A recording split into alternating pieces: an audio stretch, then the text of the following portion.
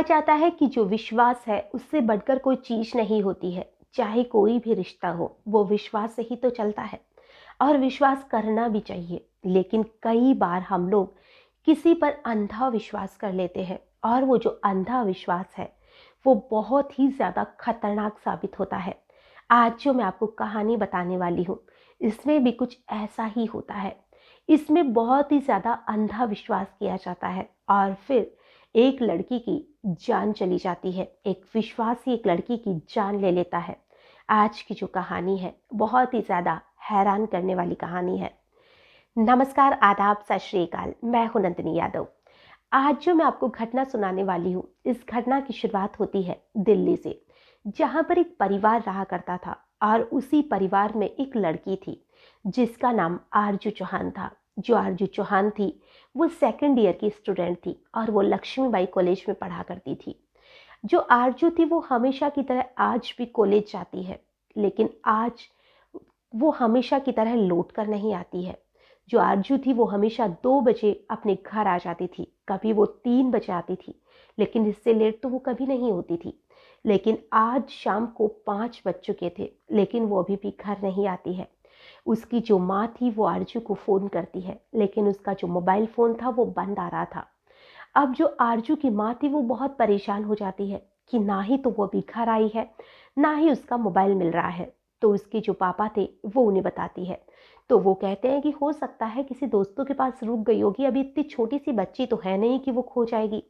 लेकिन उसकी माँ को फिर भी डर लग रहा था, लेकिन वो उसके पिता के कहने से कुछ वक्त और इंतजार करती है। शाम को 7 बज चुके थे, लेकिन आरजू अभी भी घर नहीं आई थी। अब तो उसकी माँ की जो चिंता थी वो बढ़ने लग जाती है और अब उसकी माँ उसके पापा को फिर से कहती है और उसके पापा पुलिस स्टेशन जाते हैं। वहाँ पर जाकर आरजू की जो भी कंप्लेन थी वो लिखाई जाती है, लेकिन पुलिस वाले कहते हैं कि आप थोड़ा सा इंतजार कीजिए, अगर सुबह तक आपकी बेटी नहीं मिलती है तो हम रिपोर्ट दर्ज कर लेंगे। पूरी रात उसके घर वाले आरजू का इंतजार करते हैं। आरजू की माँ बहुत रोती रहती है, लेकिन आरजू अभी भी घर नहीं लौटी थी। दूसरे दिन जो उसके पापा थे वो फिर से पुलिस स्टेशन जाते हैं और अब की बार जो पुलिस थी वो उसके पापा के पास उसके कॉलेज जाती है, क्योंकि वो कॉलेज से ही तो घर नहीं लौटी थी। अब जो कॉलेज प्रशासन था उससे पुलिस बातचीत करती है, तो कॉलेज प्रशासन कहता है कि जो ये आरजू थी वो कॉलेज तो आई थी, लेकिन ये 2 बजे यहाँ से निकली थी, उसके बाद हमें कुछ नहीं पता। और कॉलेज से एक चीज़ बहुत ही चौंकाने वाली सामने आती है कि जो कॉलेज का प्रशासन था या जो भी उसके कॉलेज के स्टूडेंट या उसके दोस्त वगैरह थे, वो कहते हैं कि आरजू 9 से 10 बजे तक क्लास लेती थी और वो 10 बजे से 1 बजे तक हमेशा गायब रहती थी। और फिर वो 1 बजे कॉलेज आती, 1 से जो 2 बजे तक का पीरियड होता था वो लेती थी और फिर वो नहीं लेती थी, यानी कि फिर वो घर चली जाती थी। ये चीज़ उसके घर वालों के लिए बहुत ही ज़्यादा चौंकाने वाली थी, क्योंकि उनके घर वालों को तो कभी भी ऐसी कोई भी बात आरजू ने नहीं बताई कि वो इस तरह से क्लास बंक करती है। लेकिन अब जो उसके घर वाले थे वो आरजू के दोस्तों से पूछते हैं कि क्या तुम्हें किसी को भी पता है कि आरजू कहाँ जाती है। तो उसकी एक दोस्त थी, वो कहती है कि वो नवीन के साथ जाती है। तो उसके घर वाले कहते हैं कि नवीन कौन। तो उसकी दोस्त कहती है कि आरती ने कहा था कि उसके साथ उसकी सगाई हो रखी है और उसकी शादी होने वाली है। अब जो कॉलेज प्रशासन था उससे उसके घर वाले और पुलिस वाले जो भी कॉलेज का सीसीटीवी फुटेज था उसको खंगालते हैं, क्योंकि कहा जा रहा था कि आरती बहुत सी बार कॉलेज के बाहर ही गाड़ी में उस लड़के के साथ बैठ कर जाती थी। अब जैसे ही वीडियो देखा जाता है तो उसमें पता चलता है कि जो नवीन था वो तो उन्हीं के मोहल्ले के रहने वाला एक लड़का था, जिससे कि उसके घर वाले भी अच्छी तरह जानते हैं। अब जो पुलिस वालों को उसके घर वाले बताते हैं कि ये जो नवीन है वो जाट समुदाय से है और ये जो आरजू है वो राजपूत है। ये दोनों एक दूसरे को बहुत पसंद करते थे और आरजू ने उसके घर वालों को कहा था कि वो इसी लड़के से शादी करना चाहती है। हालांकि शुरुआत में तो उसके घर वालों ने आनाकानी की थी, लेकिन फिर जब बहुत जिद वो करती है तो आरजू के माता पिता इस रिश्ते के लिए मान जाते हैं। लेकिन जो नवीन के घर वाले थे वो इस रिलेशन को कभी भी एक्सेप्ट नहीं करते हैं और वो साफ इनकार कर देते हैं कि हम इस लड़की से तुम्हारी शादी नहीं करा सकते, हम जाट हैं और हमें जाट ही लड़की चाहिए, हम इंटरकास्ट मैरिज नहीं कर सकते हैं। तो जो उसके घर वाले थे वो उस लड़के के लिए दूसरी लड़की देख रहे थे और उसके पापा ने ये भी बताया था कि नवीन की तो 2 दिन के बाद में शादी भी है। तो जो अब पुलिस वाले थे वो नवीन के घर जाते हैं, तो नवीन के घर वाले कहते हैं कि हमें कुछ भी नहीं पता है। अब उस समय पुलिस के पास कोई सबूत भी नहीं था। नवीन की 2 दिन में शादी थी, तो उसके घर वालों ने कहा कि आप हमें थोड़ी सी मोहलत दीजिए, घर में शादी का माहौल है, तब तक आप उस लड़की को ढूंढिए, हमें अगर कुछ भी पता चलता है तो हम बता देंगे। तो इस समय जो पुलिस थी वो भी नवीन से ज़्यादा पूछताछ नहीं करती है, क्योंकि दूसरे ही दिन उसकी शादी थी। अब दूसरे दिन उसकी शादी हो जाती है, और अब जो नवीन था उससे पुलिस शादी के बाद में थाने में बुलाती है और उससे पूछताछ करती है, क्योंकि जो नवीन था वो अपनी नई नवेली दुल्हन के साथ हनीमून मनाने विदेश जाने वाला था। लेकिन पुलिस ने कहा कि पहले हमसे मिलो फिर जाना। पुलिस उसे लेकर आती है और उसे पूछताछ करती है। जो नवीन था वो साफ इनकार कर देता है कि मैं तो आरजू के कांटेक्ट में ही नहीं था। लेकिन जो पुलिस थी वो उसकी कॉल डिटेल दिखाती है, जो कि अब तक पुलिस ने निकलवा ली थी। और कॉल डिटेल से पता चलता है कि उन दोनों के बीच में अब तक यानी 2 फरवरी तक भी बातचीत होती थी। अब जो नवीन था वो कहता है कि 2 फरवरी को मेरी उससे बात भी हुई थी, मैं उससे मिला भी था। वो शादी की जिद कर रही थी और इसी बात पर हमारी लड़ाई हो जाती है, और जो आरजू थी वो गाड़ी से उतर जाती है। उसके बाद मुझे कुछ नहीं पता। लेकिन जो पुलिस वाले थे वो कहाँ नवीन का पीछा छोड़ने वाले थे। पुलिस के पास साफ नजर आ रहा था कि जो नवीन है, जब उसने शादी के लिए इनकार किया था तो हो सकता है उस लड़की के साथ कुछ गलत हुआ हो। पुलिस नवीन के साथ बहुत ज़्यादा सख्ती दिखाती है, और अब जो नवीन था वो टूट जाता है। और नवीन कहता है कि मैं शादी की कार्ड बांटने जा रहा था, तभी मुझे ये लड़की मिली थी, आरजू।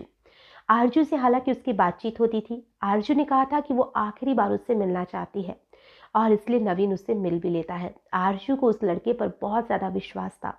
वो उस पर अंधा विश्वास करती थी। उसे नहीं पता था कि जिस पर वो इतना विश्वास कर रही है वो ही लड़का उसकी जान ले लेगा। अब जो आरजू थी वो उसके साथ गाड़ी में बैठती है। आज वो फिर शादी की बात कर डालती है कि तुमने मुझसे शादी क्यों नहीं की, मैं तुमसे शादी करना चाहती हूँ, उस लड़की को छोड़ दो अभी भी और मुझसे शादी कर लो। इसी बात पर दोनों में काफ़ी लड़ाई झगड़ा होता है, और नवीन को इतना ज़्यादा गुस्सा आता है कि जो सूट उसने पहन रखा था और जो दुपट्टा उसने लगा रखा था वो उसी दुपट्टे से आरजू का गला घोट देता है, और उस दुपट्टे से गला घोटकर उसकी जान ले लेता है। लेकिन यहाँ पर आप नवीन की हिम्मत देखिए। वो उसकी जो लाश थी उसे जो गाड़ी का पिछली सीट थी गाड़ी की उसमें डालता है, और डालने के बाद में वो सोचता है कि इसकी लाश का क्या करे। उसे कुछ नहीं समझ आ रहा था, तो उसे 2-3 लोगों को काट देना था। वो उसकी लाश को गाड़ी में ही लिटा के रखता है, और वो घर के बाहर गाड़ी खड़ी करके काट दे के भी आ जाता है। तब तक भी उसकी लाश को कोई नहीं देखता, या जिसने भी देखा होगा सोचा होगा कि सो रही होगी कोई, और वो कार्ड देकर वापस आ जाता है। अब उसे लग रहा था कि रात तो पहले ही होने वाली थी। अब उसे लगा कि इसकी लाश का क्या करे। उसे अभी भी कुछ नहीं समझ आ रहा था। तो वो सुबह तक इधर उधर भटकता रहता है, और इधर उधर रुकने के बाद में वो किसी दोस्त के पास में भी उसने बताया था कि उसने अपने एक दोस्त के पास भी रुका था, लेकिन फिर भी उसने ये नहीं कहा कि जो गाड़ी में किसी लड़की की लाश है, और ना ही उसके दोस्त ने कोई ध्यान दिया। फिर वो सुबह 5 बजे उस लड़की की लाश को लेकर ही अपने घर के बाहर जाता है, और वो सोचता है कि मैं इस लड़की की लाश को ही अपने घर में ही दफन कर दूंगा, क्योंकि उसके घर के पीछे एक गार्डन बताया जा रहा था। तो उसने सोचा कि मैं जैसे ही मौका मिलेगा मैं इसकी लाश को वहां दफन कर दूंगा। जो नवीन है उसने दिमाग तो कहीं भी नहीं लगाया था, उसने मार तो दिया था, लेकिन उससे अब कोई भी रास्ता नहीं नजर आ रहा था। तो सुबह लगभग 4-5 बजे वो अपने घर पहुंचता है, जब सारे घर वाले सोए हुए थे। और 4-5 बजे के आसपास अब उसे लग रहा था कि वो उस लड़की की लाश को अकेले कैसे उठा सकता है। तो जब पुलिस उस लड़के से पूछताछ करती है तो पास में एक कबाड़ी वाला था, जिसकी नवीन की अच्छी जान पहचान थी। वो उसी कबाड़ी वाले को उसी समय बुलाता है, उसे कुछ पैसे देता है, और उसकी लाश को उठवा के अपने रूम में लेकर आ जाता है। जिस रूम में वो अपनी नई नवेली दुल्हन के साथ रहने वाला था, उसी रूम में वो उस लड़की आरजू की लाश को लेके आ जाता है। उसकी लाश को जो भी उसके कमरे में कबर्ड बनी हुई थी वो उसमें छुपाता है, और उसे छुपाने के बाद में अब भी उसको रास्ता नजर नहीं आ रहा था। शादी का घर था, बहुत से मेहमान भी आ चुके थे, लेकिन अभी भी जो नवीन था उसे समझ नहीं आ रहा था कि वो क्या करे, और वो डर ही नहीं रहा था कि उसने लाश को सबके सामने यानी शादी का माहौल होते हुए भी घर में छुपा दिया। अब पूरा दिन बीत जाता है। अब जो नवीन था उसकी शादी थी, और उसी अलमारी को उसने लॉक कर रखा था, और उसकी चाबी उसके खुद के पास थी। शादी करके भी आ जाता है वो दूसरे दिन, और अब उसे लग रहा था कि कहीं जो लाश है वो सड़ने ना लग जाए। तो वो अपने रूम में बहुत ज़्यादा परफ्यूम छिड़कने लग गया। परफ्यूम की खुशबू इतनी आती थी कि आसपास के जो भी उसके घर वाले थे वो पूछा करते थे कि तुम्हें नहीं लगता कि तुम शादी होते ही कुछ ज़्यादा ही परफ्यूम यूज़ कर रहे हो? तो वो हंस कर टालने लगा। और अब वो पूरी रात शादी वाली भी बीत जाती है। दूसरे दिन वो प्लान बनाता है कि वो हनीमून मनाने विदेश जाएगा, जिसकी टिकट उसने पहले से ही बुक करा रखी थी। लेकिन उसे पहले ही पुलिस पकड़ लेती है। लेकिन इस मामले में पुलिस का कहना है कि अगर ये नवीन हनीमून मनाने जाता तो वो उस लाश को तो वहाँ छोड़कर जा नहीं सकता था, क्योंकि जब तक वो यहाँ था तब तक तो वो परफ्यूम छिड़क लेता, लेकिन वो 10 दिन में लौट कर आता तब तक जो लाश थी वो तो पूरी तरह से सड़ जाती। तो इसमें पुलिस का यही कहना है कि इसमें नवीन का अकेले का हाथ नहीं है, उसके घर में कोई तो मेंबर ऐसा है जिसका इस पूरी चीज़ों में वो साथ दे रहे हैं, क्योंकि ऐसे तो नवीन अकेला तो बिल्कुल भी नहीं कर सकता है। हालांकि उसके घर वालों ने किसी ने भी इस चीज़ को एक्सेप्ट नहीं किया कि उन्हें इसके बारे में पता है, और नवीन के पापा के लिए कहा जाता है कि वो पहले से ही जेल में थे और वो 2 दिन की पैरोल पे ही अपने बेटे की शादी अटेंड करने के लिए वापस बाहर आए हुए थे। और उसके भाइयों पर भी इल्ज़ाम लगाया गया कि हो सकता है वो भी इसमें साथ हो, और वो इसी चीज़ का इंतज़ार कर रहे हो कि मेहमान का जमावड़ा थोड़ा कम हो और वो घर के पीछे जो गार्डन है वहीं से मिट्टी खोद कर उस लाश को उसमें दफन कर देंगे। लेकिन अभी तक किसी ने ये चीज़ एक्सेप्ट नहीं की है, ना ही ये चीज़ नवीन ने एक्सेप्ट की है कि उसके घर वालों को किसी को भी पता है। उसका यही कहना है कि सिर्फ इसके बारे में वो ही जानता है। अब जो पुलिस है वो नवीन को अरेस्ट कर चुकी है, और जो नई नवेली लड़की जिसकी शादी हुई है, जो दुल्हन बन के उस घर में आई थी, शायद एक ही दिन में उसकी पूरी ज़िंदगी खराब हो चुकी है। आज की जो कहानी है इसे सुनाने का हमारा उद्देश्य ना किसी को परेशान करना है, ना ही किसी का भी दिल दुखाना है। हमारा उद्देश्य बस इतना सा है कि विश्वास करिए किसी पर इतना अंधा भी विश्वास मत करिए जैसे कि आरजू कर रही थी। और अगर कोई आपको पसंद है और वो आपको छोड़ रहा है तो उसके पीछे ज़बरदस्ती पड़ने से कोई भी मतलब नहीं है। अगर आप ज़बरदस्ती उसके पीछे पड़े रहेंगे तो उसका अंजाम तो गलत होना ही है। कोई भी रिश्ता हो, दोनों व्यक्ति मिलकर निभाते हैं तभी वो रिश्ता बन पाता है। नहीं, किसी का पीछा करने से या ज़बरदस्ती करने से कोई भी रिश्ता चल नहीं पाता है। अगर आरजू नवीन का पीछा नहीं करती, उसके साथ ज़बरदस्ती रिश्ता बनाने का दबाव नहीं रखती, तो शायद आज आरजू के साथ ऐसा नहीं होता और वो भी अपनी ज़िंदगी में आगे बढ़ पाती। आज के लिए बस इतना ही, फिर मिलेंगे किसी नई घटना में। तब तक के लिए नमस्कार।